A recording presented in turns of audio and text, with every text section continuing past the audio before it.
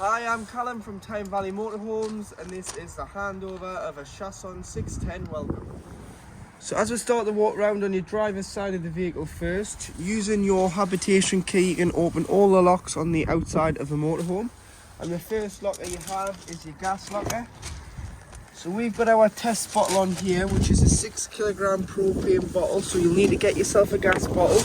And once you've got your gas bottle on, there's a strap behind, so please strap your bottle in once it's on the vehicle. And to connect this pipe here to the bottle, which is known as your pigtail, this one is a hand tighten, so no need for a gas spanner. So it's right to loosen, left to tighten, opposite threads with it being gas. Turn the cylinder on at the top of the bottle, and always make sure it's tied in and turned off before you do start driving.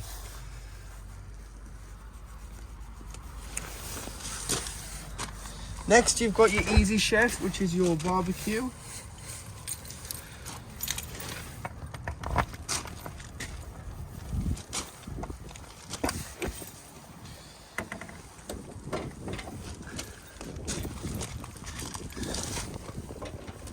So it just slides out there, it's fed through the gas, so as long as your bottle's on, and you can cook on here, or you can take your plate off and you have got gas burners.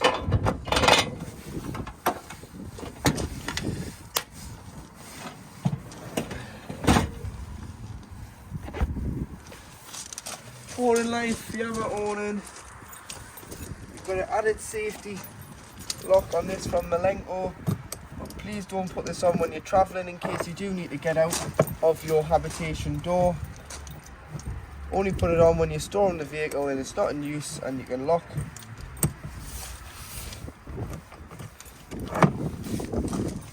the vehicle securely. 2 fridge vents. Your toilet cassette. So to get your toilet cassette out, you'd lift the orange handle and get the cassette out. You can either carry it or you can wheel it if it is too heavy. And to empty it, you press the orange button at the back once you've took this grey cap off, and pour the content of the cassette out. Normally beside your toilet block you've got a designated disposal point for your cassette waste.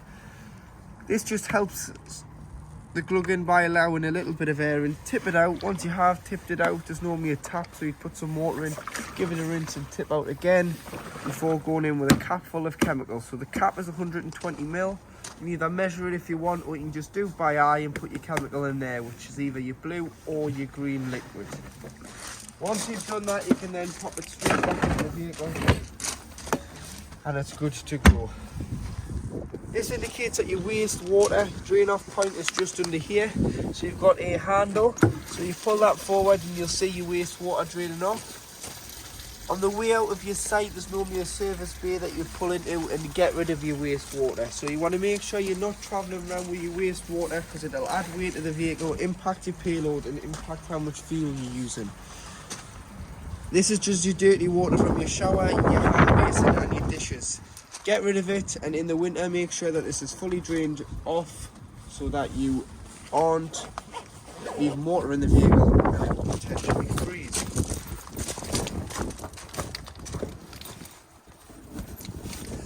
At the back of the vehicle you can open your back access garage door, and you do have your large garage space which is heated, has 12 volt and 240 volt in there. And you can get it to it from all 3 sides. Rear parking sensors on the back, and reverse camera just below your high level brake light on the top.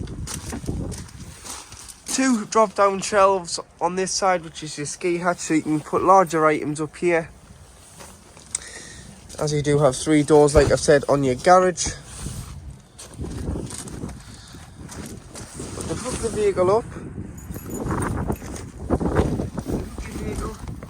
get your hookup lead, lift the collar, lift the flap on the van and hook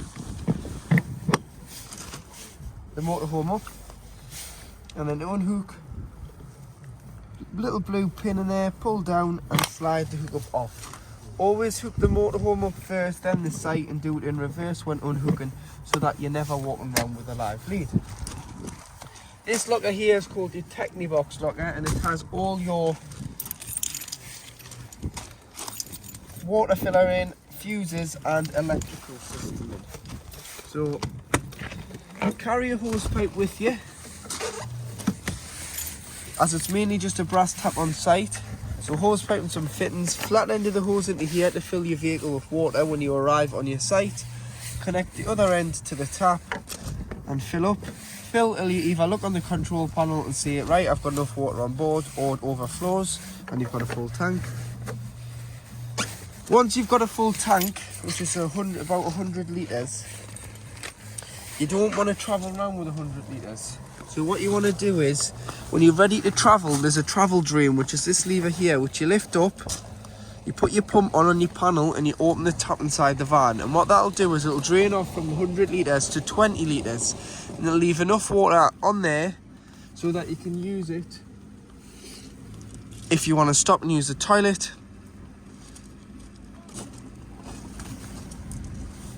And that you have a little bit of water on board. Here you've got all your fuses, so carry some spare blade fuses with you. These are your 12 volt fuses for all your items, which are listed on what they do. You've got your charger, so it charges the leisure battery when you're hooked up, and you've got your main trips. So if you trip your vehicle out, try here before you try your main site.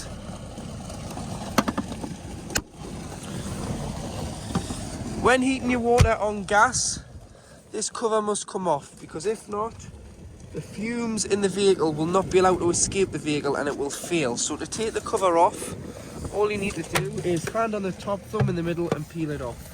As soon as you start travelling, put your cover back on so behind doesn't get all dirty. The best place to keep that's in the passenger door pocket, and then when you are ready to travel, you just click it back on.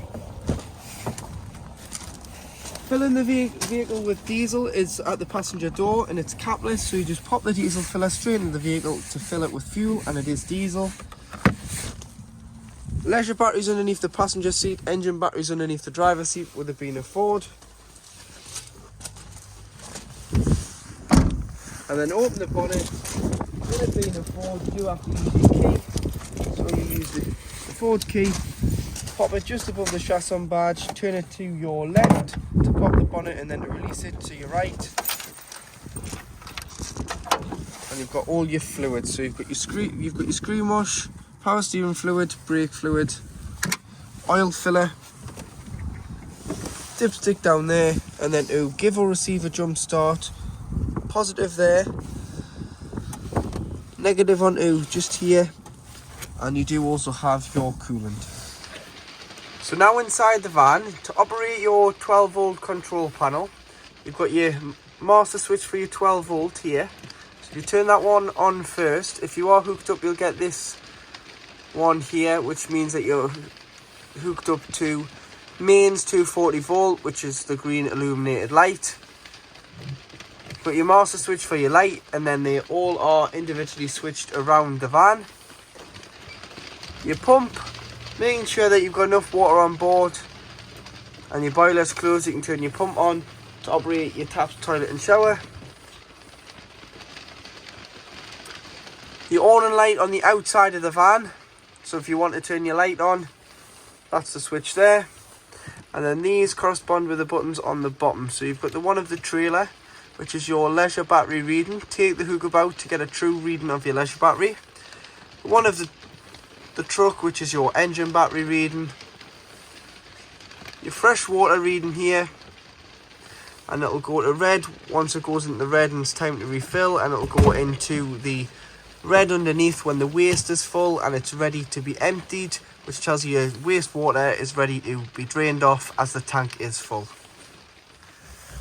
To operate your Webasto diesel heater, you need to make sure that you've got a quarter of a tank of diesel in your main engine tank or more, as it works on a different level to the main engine intake. So it means that you will never run out of diesel should you be running this for a long period of time. But to turn it on, simply turn it on, Always set it to a higher temperature first, as it allows the combustion to start. If the lights start flickering, that is normal. It's just the heater takes such a large draw of 12 volt at first to get going, and then once you're happy, you can adjust it to the temperature that you want inside of the van to be. Max is 30 degrees of heat from the Webasto diesel heater, and you can use this when travelling to keep your back passengers warm when on the road. So above your fridge you do have your Dometic oven and grill. So to heat your oven, or should I say your grill first, keep a hold of it until the thermocouple gets warm, otherwise it will go out like so. So keep a hold,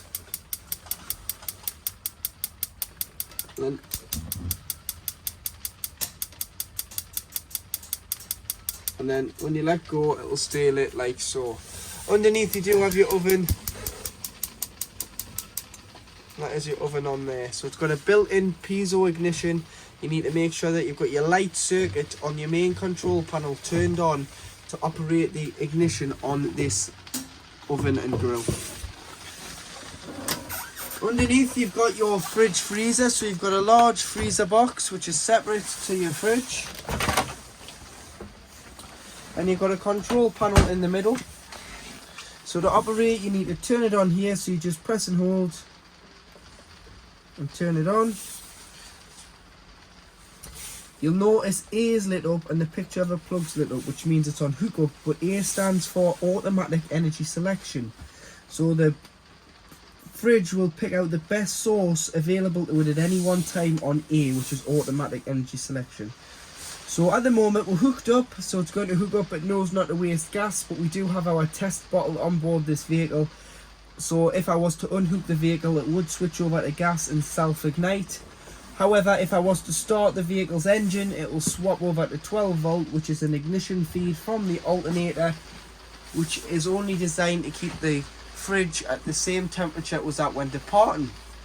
So pre-chill it beforehand, crank the engine over, it'll automatically go on to 12 volt, and you'll be able to drive to your site until you either hook it back up and it goes back on to hook up, or it lights on gas. But please note, it waits 20 minutes before lighting on gas, because if you were to pull into a petrol station and you have forgot to isolate that gas bottle, it would ignite, and that's not what you want in a petrol station around naked flames and fumes. So it does wait 20 minutes on lighting on gas once the engine's been knocked off if you're wild camping. So what you need to do is just press this square here, turn the A off, and you can choose your source manually, so you can light it on gas there by itself. Temperature here, so 5 being the coldest, 1 being the warmest, 5 when pre-chilling. When you do put your shopping in your fridge and freezer, just turn it down to 3 or 4 maximum, otherwise you can freeze the fridge and freezer. This one here is your frame heater, so that just allows the doors not to stick when it's on full temperature, so that the rubber seal doesn't stick against the frame of the fridge and freezer. And then when you're not using it, turn the fridge freezer off, and underneath both you've got these little wee toggles. They go in there, and they'll allow the door to stay ajar, so that you can allow ventilation in and out of the fridge freezer. So now in the kitchen area, you do have 3 gas burner rings. So you will need an ignition or a match of some sort to light your hob, because there isn't a built-in ignition on this device. So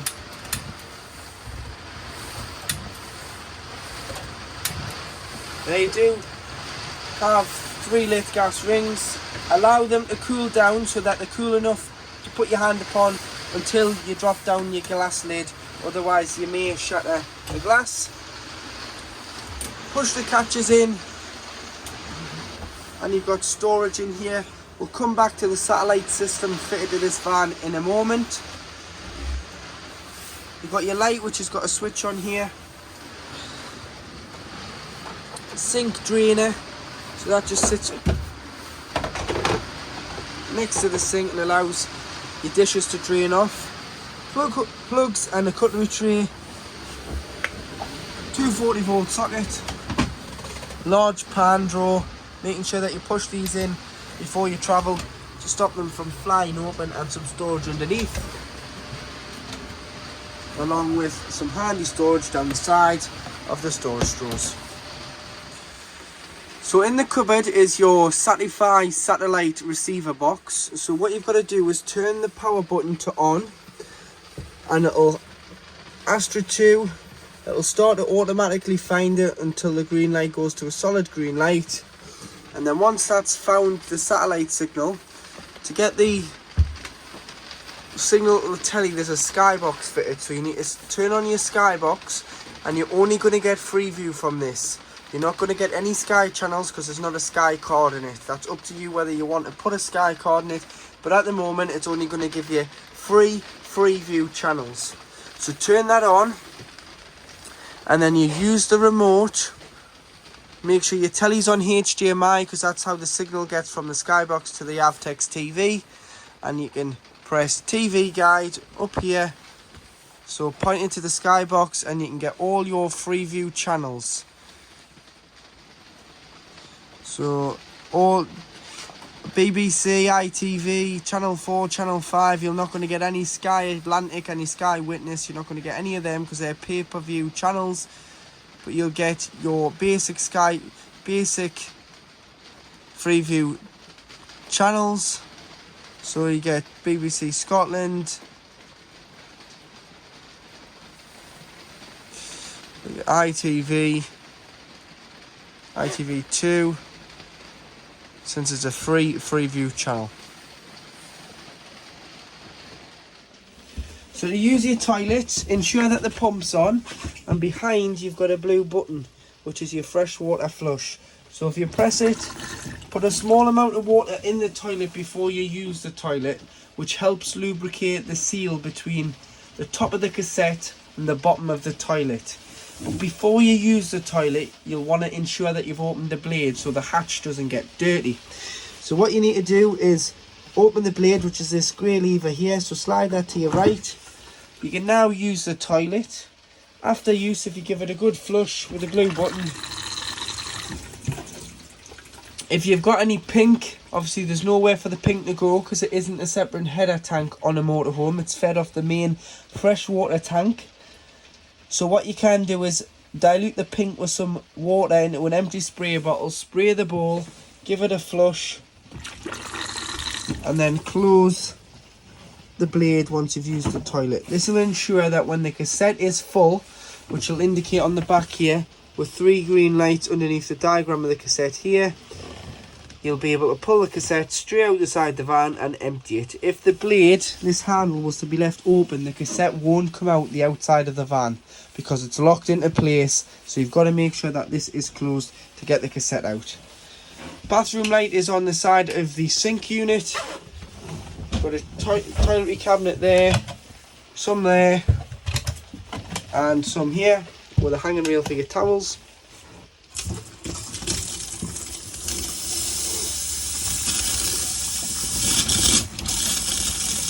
Just your hot water. So your water is getting up to temperature there as it is hot. So that's your hot water system working as it should.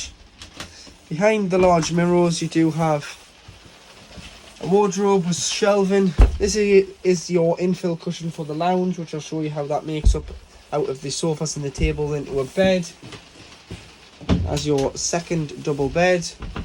Ensuring that your shower screens are tied back before you travel.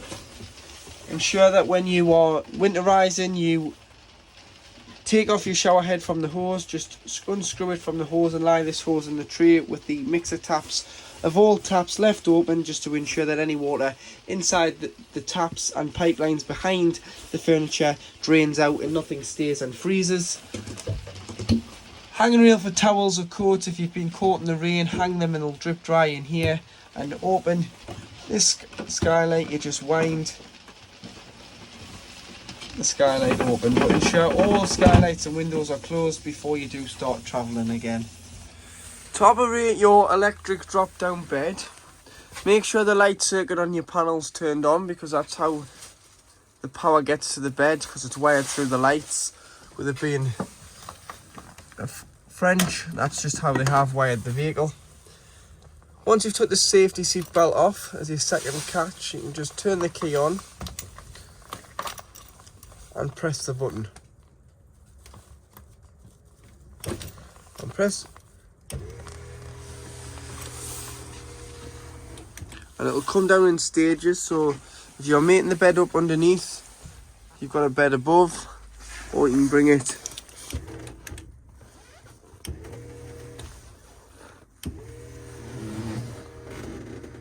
down lower.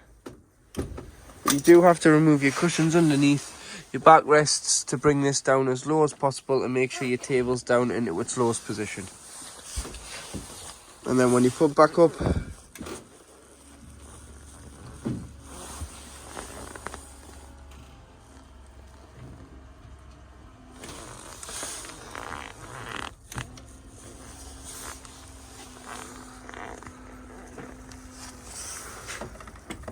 and make sure you put your seatbelt on.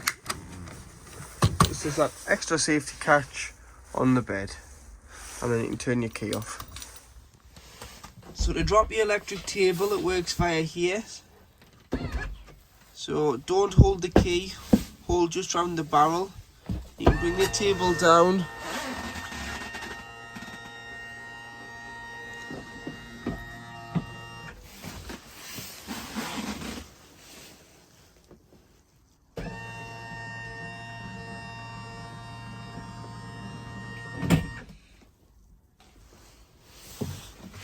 Put it into place, and then once it is into place, what you can do is you can put your infill cushion, which can be found in the wardrobe, onto here, and you use your backrest.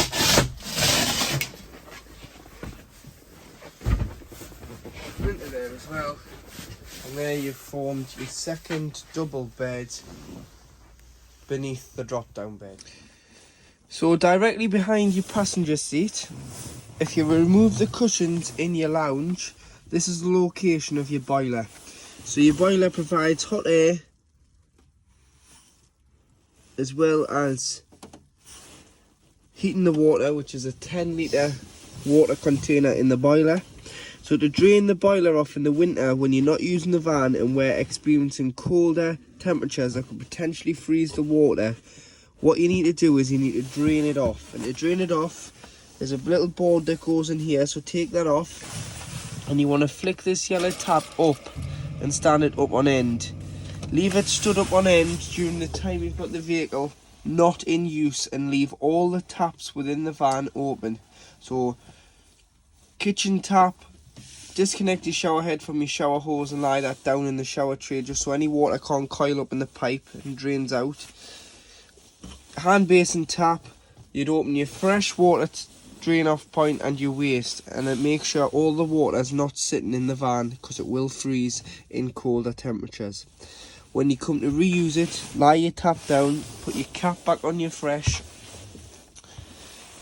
shut your waste, shut all your taps, fill the vehicle with water, cold water. Once you've got cold water on board, you can come in and put your control panel on and turn your pump on. Cold water on the cold side of the tap will automatically come through pressurised because it's drawn it from the main tank. As soon as you start going to the hot side, this is when it starts transferring the water from the cold water tank into the hot water tank, which is your boiler, and it'll cough and splutter because it's filling it with 10 litres of water in here until it's pressurised and you get a free flow of water from the hot side of the tap.